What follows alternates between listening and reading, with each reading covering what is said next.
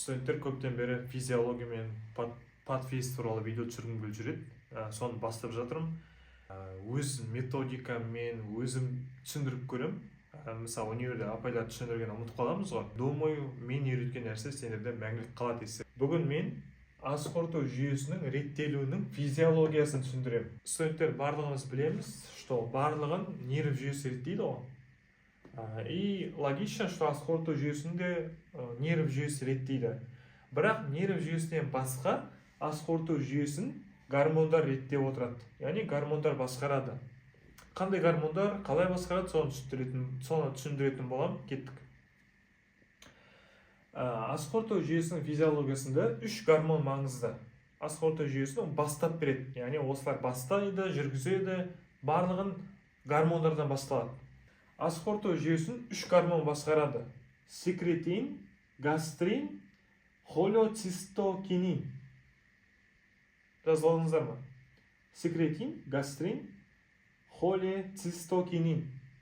Ең бірінші, мысалға, мынау бізде мақсат. Мақсат красавчик, шашы әдемі. Мақсаттың шашы әдемі, осындай шашы бар. Өзім маған ұқсаған красавчик. Жақсы. Мақсат тамақ жеді. Сөйтіп ол аузында адырайды, манағы амилаза, оларды білесіздер деп ойлаймын. Сөйтіп адырағаннан кейін, бүйтіп өңеш, барлығы жұтқыншақтан келдері асқазанға түседі. Асқазанға тамақ келіп түсті. Тамақтың түскенін сезеді, хеморецепторлар орналасады. Мына жерде хеморецепторлар бар. Сол хеморецепторлар опа тамақ түсті дейді да, осы G белок гастринді бөледі. Гастрин деген пептидті гормон бұл. Сондықтан тамақтың құрамында пептид болса, мысалға біз ет жесек, осы ет гастринді жақсы бөлінуін стимулдайды. Яғни гастриннің бөліну үшін, оның стимулдау үшін тамақ керек. Гастрин бөлінгеннен кейін, осы жерде гастринді ұстайтын өзінің рецепторлары болады. Сөйтіп гастрин мұна асқазанның секрециясын жоғарылатады. Секрециясы дегеніміз, яғни асқазан ішіндегі ашқылордың өндірілуін күшейтеді. Сосын асқазанның перистатикасы бар ғой, потому что асқазан бұлшықетпен қоршалған ғой. Сол перистатикасын күшейтеді. Яғни гастрин екі қызметі бар. Біріншісі асқазанның секрециясын күшейтеді, яғни ашқылорды, слиз, одан кейін перистатикасын күшейтеді. Сонымен біз гастринді болдық, гастрин осы жерде тоқтайды. Тағы бір нәрсе айтып кететін. Асқазанның ішінде париеталды клетка орналасады. Париеталды клетканың ішінде ашқылор пайда болады. Сол кезде бізге аш керек қой. Ол жерде бізде өзінің H2 гистаминді рецептор орналасады. Гастрин осы париеталды клетканың ішіндегі гистаминнің өндірілуін күшейтеді.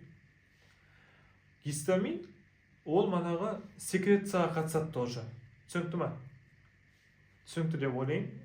Яғни гастрин дегеніміз ол секрецияға қатысады, сосын перистатиканы күшейтеді. Кейін манағы тамақ енді адырады ғой.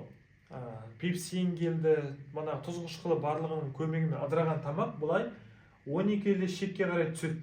Сөйтіп жартылай адыраған тамақты медицинада химус деп айтады. Химус келеді 12 ішекке түседі. 12 деп жазып қойын. 12 ішекке түседі.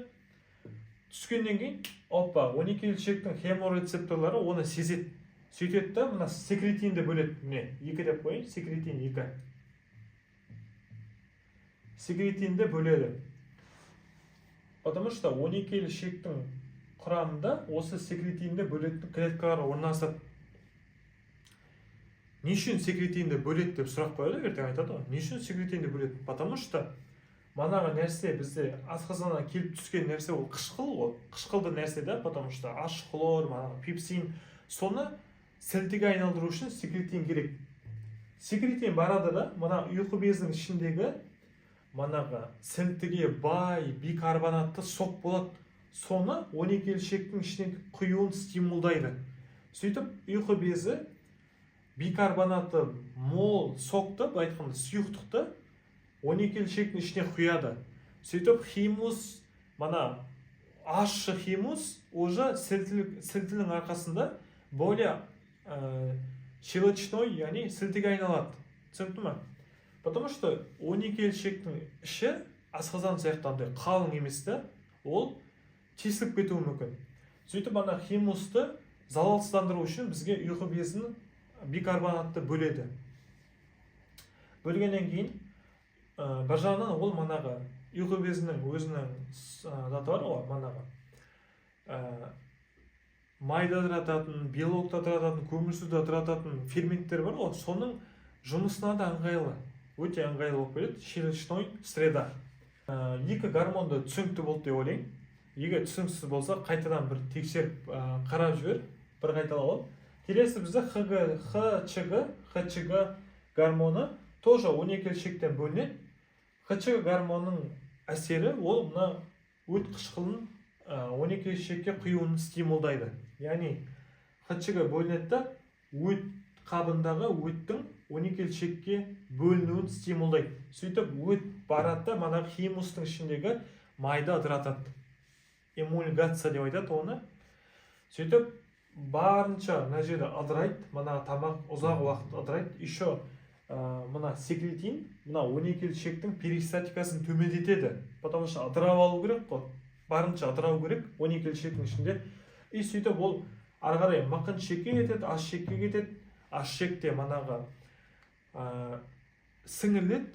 Сіңірілудің де түрлері бар. Қысқаша айтқанда ол жерде манағы кеңістік бойынша сіңірілу деген бар, полостной переваривание. Потом клеточный, мембранозный деген түрлер бар. Оны потом екінші сабақта түсіндірем. Осы түсінікті болды ма? Осы мақсат қалай тамақ жегені, қалай 12 шекке барғаны түсінікті болды ма? Егер түсінікті болса, комментарияға түсінікті болды деп жазып кет.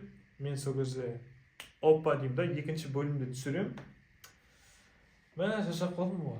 Егер сабақ түсінікті болған болса, лайк басып кет, коммент жаз. Сол кезде менің видеом рекқа өтеді. Сосын тағы бір студент түсінеді оны.